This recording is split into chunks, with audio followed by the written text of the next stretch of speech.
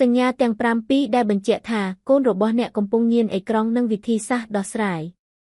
បច្ចុប្បន្ននេះការប្រើប្រាស់ទូរស័ព្ទឬ tablet របស់កុមារនិងយុវវ័យបានក្លាយជាបញ្ហាប្រឈមដ៏ធំមួយយោងតាមការសិក្សាយុវវ័យចំណាយពេលជាមធ្យមជិត5ម៉ោងក្នុងមួយថ្ងៃលើបណ្ដាញសង្គមអ្នកជំនាញព្រមានថាផលប៉ះពាល់នៃពិភពឌីជីថលនេះកំពុងបំផ្លាញសុខភាពផ្លូវចិត្តនិងការលូតលាស់របស់កុមារនិងយុវវ័យយ៉ាងធ្ងន់ធ្ងរ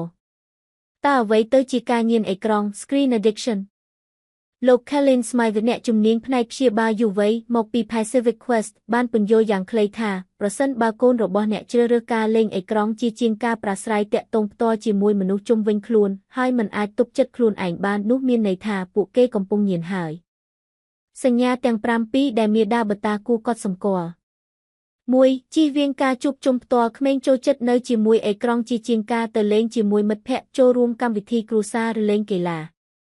2. មួម៉ៅខ្លាំងពេលកំណត់ម៉ោងលេងបង្ហាញអាការៈខឹងសម្បារឬមានប្រតិកម្មខ្លាំងនៅពេលឪពុកម្ដាយដកទូរស័ព្ទឬកំណត់ពេលលេង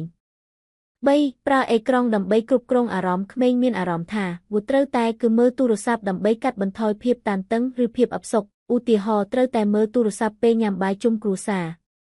4. អាវុធមានពីសាលារៀនចាប់ផ្ដើមបោះបង់ការសិក្សាឬលែងចង់ទៅរៀនដោយសារចង់នៅលេងឧបករណ៍អេឡិចត្រូនិក 5. មានអាការៈថប់បារម្ភឬបាក់ទឹកចិត្តប្រែប្រួលសីលធម៌និងស្មារតីហាក់ដូចជាមិនសប្បាយចិត្តក្នុងជីវិតពិត 6. ផ្លាស់ប្ដូរទម្ងន់និងសុខភាពមិនសូវមានសកម្មភាពរាងកាយធ្វើឲ្យប៉ះពាល់ដល់សុខភាពនិងការញ៉ាំដេក 7. បោះបង់រាល់សកម្មភាពកម្សាន្តធម្មតាលែងចង់ទៅដើរលេងជាមួយគ្រួសារមិនចូលរួមកម្មវិធីរាំរែកឬកម្មវិធីសប្បាយផ្សេងដែលពួកគេធ្លាប់ចូលចិត្ត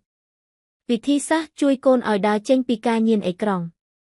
បង្កើតច្បាប់ក្នុងគ្រួសារកុំបង្ខំភ្លាមប៉ុន្តែត្រូវពិភាក្សាជាមួយកូនដើម្បីបង្កើតម៉ោងពេលច្បាស់លាស់ការប្រើប្រាស់កម្មវិធីកំណត់ម៉ោង Timers ក៏ជាជំនួយដ៏ល្អ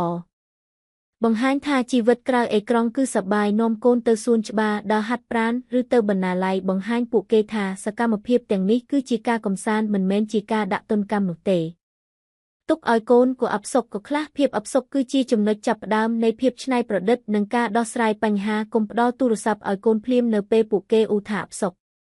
ធ្វើជាគំរូដ៏ល្អប្រសិនបើឪពុកម្ដាយនៅតែចុចទូរស័ព្ទជាប់ពេលនៅក្បែរកូននឹងធ្វើតាមត្រូវកំណត់តំបន់គ្មានទូរស័ព្ទសម្រាប់សមាជិកគ្រប់គ្នាដូចជាពេលញ៉ាំបាយជាដើម